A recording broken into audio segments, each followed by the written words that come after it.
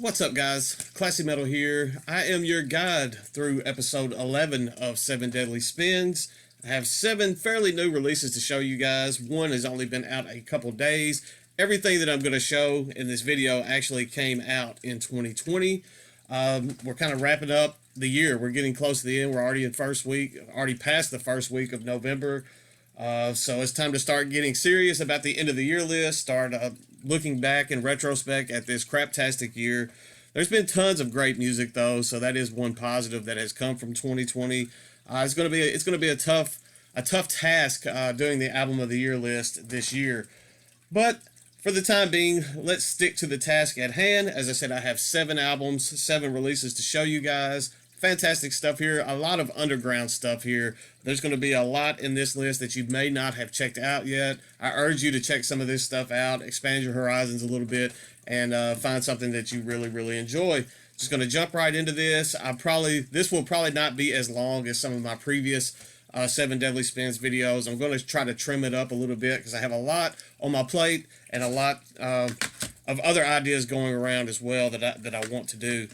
First up, we have a band out of Chicago, Illinois. This is a traditional heavy metal band. It's kind of tough pigeonholing them as traditional heavy metal. They are, in fact, heavy metal, traditional heavy metal, but they bring in so many facets from other subgenres into their music and kind of toy and play around with them just enough to keep you interested, to keep you intrigued, and then they stick with this fist in the air, traditional heavy metal vibe that I absolutely love. The band that I'm talking about is Acerus, with their 2020 release, the Tertiary Rite. This is actually the 3rd full-length from Acerus, but it is my introduction to this band. I'm glad that I found them. Not really sure how I actually stumbled upon this. I am very thankful that I did because I absolutely fell in love with this release. And now I feel obligated to go backtrack and check out some of their back catalog. This is heavy metal mastery to me. They start out, the construction of the album is phenomenal. Let me just get that out of the way. It's brilliant the way that they constructed, placed the song structures on here, placed the song order rather. It starts out with an instrumental, and during that instrumental you kind of get a good feel of what you're in store for the rest of this album. There's some fantastic chops going on in that instrumental. Then the second track, The Arrival of Him, kicks in. You get the vocals. The vocals are very fitting for the music. Fantastic stuff here. 2 of my favorite tracks on this release, if you're wanting to check this out, is the Sinister Sea, which is track 5. It has kind of like this doomy.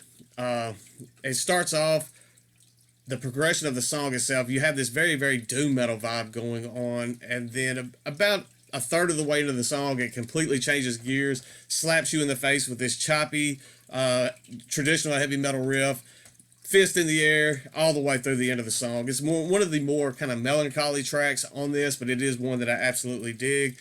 Track 6, I think this is just kind of where they really hit the stride in the album. Is that probably for me the strongest part of the album is tracks 5 and 6.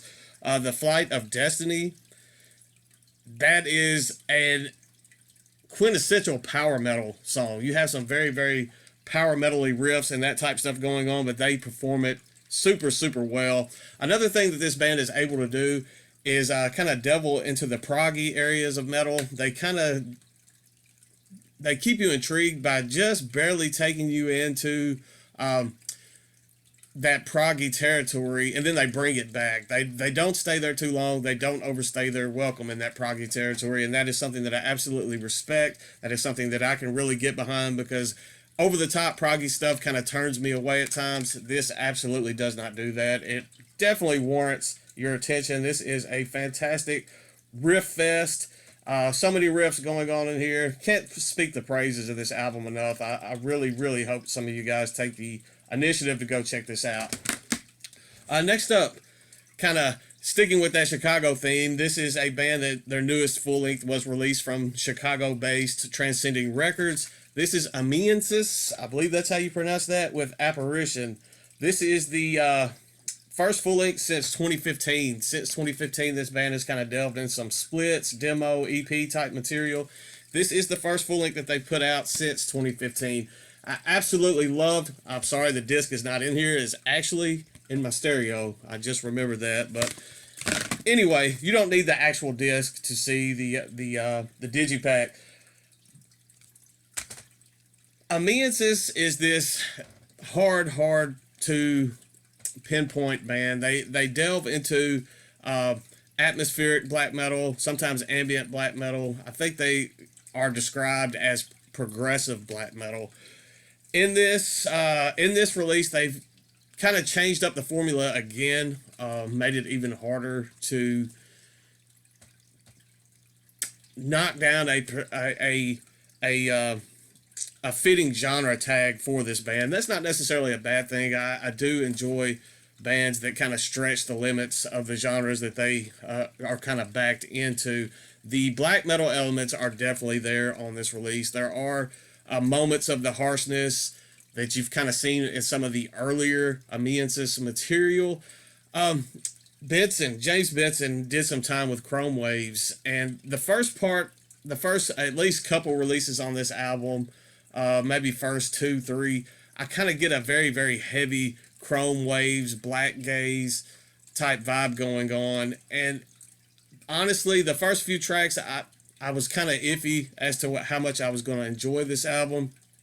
And then they kind of find their way about halfway through, and I'm kind of greeted with some of the stuff that I've come to know and enjoy from Amiensis. The first part, it felt so much like Chrome Waves. If I wanted to listen to Chrome Waves, I would listen to Chrome Waves.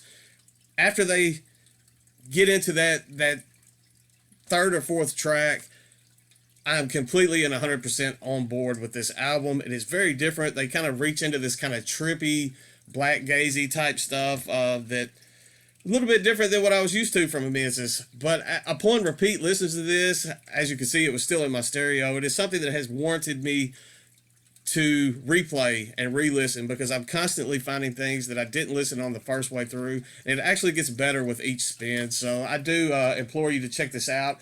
If you're kind of taken aback because it's not quite what you remembered and came to expect from this project, definitely revisit it. Give it a couple shots, and it will start growing on you. And it absolutely has done that for me. I really enjoyed this. As always, I'm going to have all of this stuff linked up in the description. That way you can go check it out for yourself. I have the band's Bandcamp for this listed down there. And I also did the Transcending Records link in the description as well, because I did the deluxe box that came with a poster, a patch, a button, and a sticker, and it comes in this nice little cardboard case.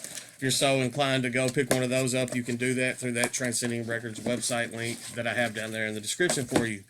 Next up, changing gears. This is one that's a bit of a hard listen if you're into stuff like Amiensis and some of that more melodic black metal, kind of melodic death metal, that type of stuff. You're probably not going to like this next release. It can be a difficult listen if it's not something that you're particularly into. It is very dark, very lo-fi.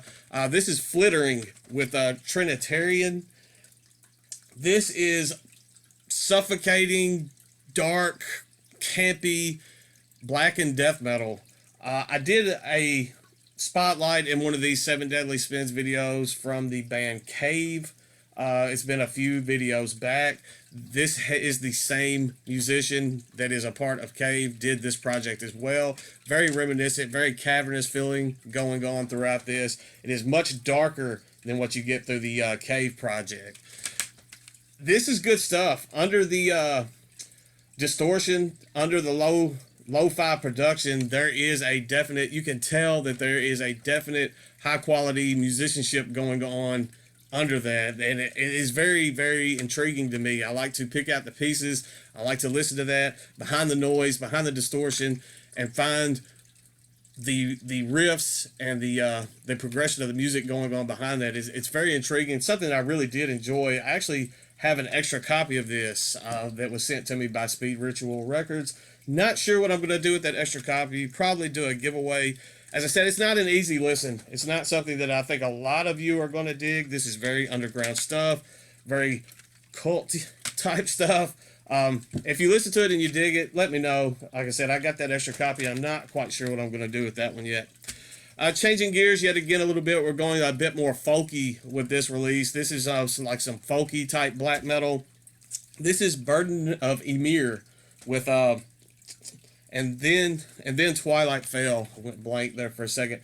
It's very folky type stuff. You might not even get that feeling from that artwork. Amazing release. It has some atmospherics going on here and there. Not tons of them. It is almost pagan-esque type black metal with those folky vibes going on. Some of my favorite tracks on this release are the ones that are very strong in that kind of folk metal, folky black metal swing of things.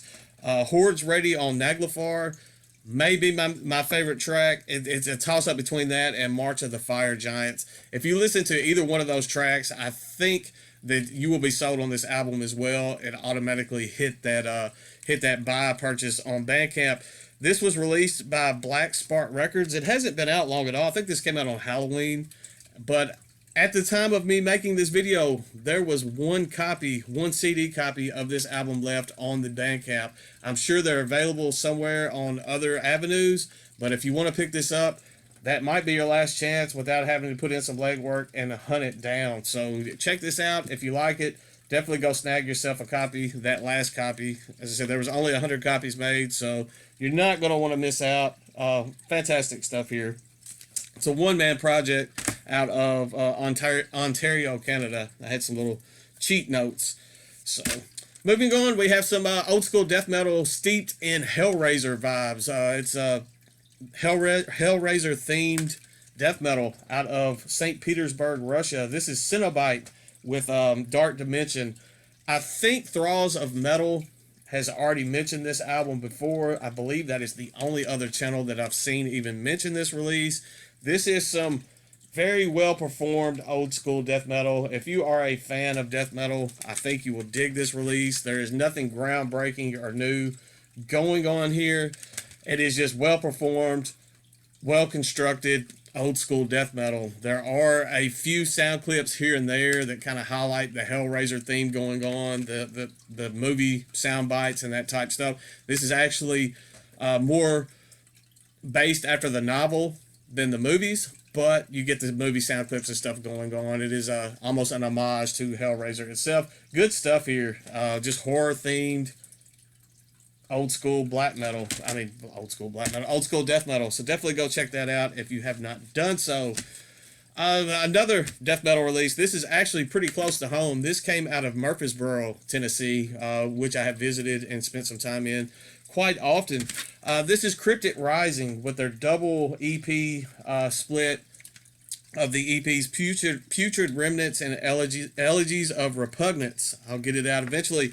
Elegies of Repugnance is the EP that kind of drug me in to make this purchase. That's the one that I'm going to talk about. It is the only one featured on the Bandcamp. If you purchase this on Bandcamp, you will get a CD copy with the two EPs on one CD. Elegies of Repugnance is the one that caused me to make that purchase. It is noisy death metal. This started out as a bedroom black metal project, believe it or not. It sounded like it's the old stuff definitely sounded like bedroom black metal. Wasn't the best material. They've kind of progressed as musicians, progressed in production. Now they've kind of made a step up. It's not bedroom black metal. It's kind of garage noise, garage death metal. And I dig it. I really dig this. Kind of like I was saying with the Flittering behind the distortion and the noise, there is some great musicianship going on. There's some great stuff that will definitely get your head knocking, and I definitely think you guys should check it out if you're into that kind of noise death metal. There's even remnants of grindcore going on this. Then I implore you to go check this out if you have not done so. I believe this was released on Caustic Hymn Productions. I think this came out back in June. Yeah, I had to check my notes, but it came out. The Elegies of Repugnance was released back in June. The Putrid Remnants EP was actually released in January, but I think this was the first CD copy that either of these EPs was attached to. Last but not least, we have some atmospheric black metal. This has actually been out 2 days. This came out November the 6th.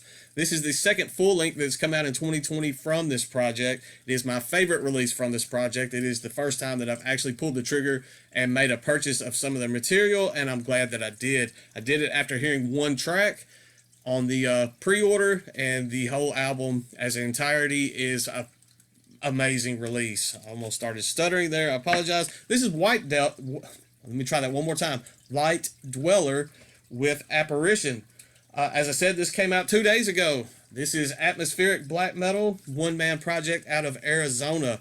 I don't know what's going on in Arizona, but there are some amazing black metal, one-man black metal, epic black metal atmospheric projects coming out of that area. I'm not complaining because I am enjoying all of that material.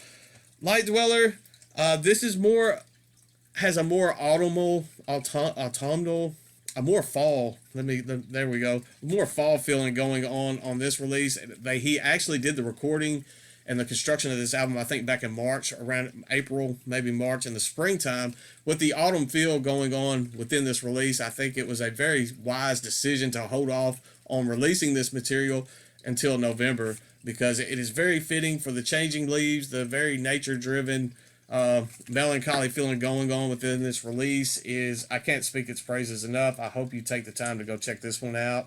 I think if this one gets the attention that it warrants, it will probably be picked up and have like vinyl releases on other labels and that type of stuff. This was a self-release CD, so I think it's just a matter of time at this point before Light Dweller starts getting the attention that he rightfully deserves. Amazing release, amazing stuff on this one. I probably didn't do it all justice. I feel kind of rushed. I actually have a plumber on the way. I have a catastrophe outside, and I'm hoping to get that fixed today. That's all I've got for today. I do still have some shirts left. They are linked up in the description as well. Go get one. That is the best way to help support this channel. There's some stickers available on there as well.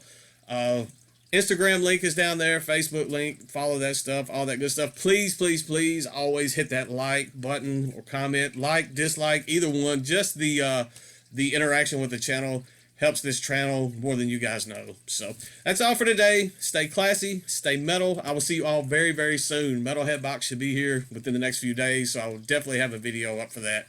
That's all I've got. See you later.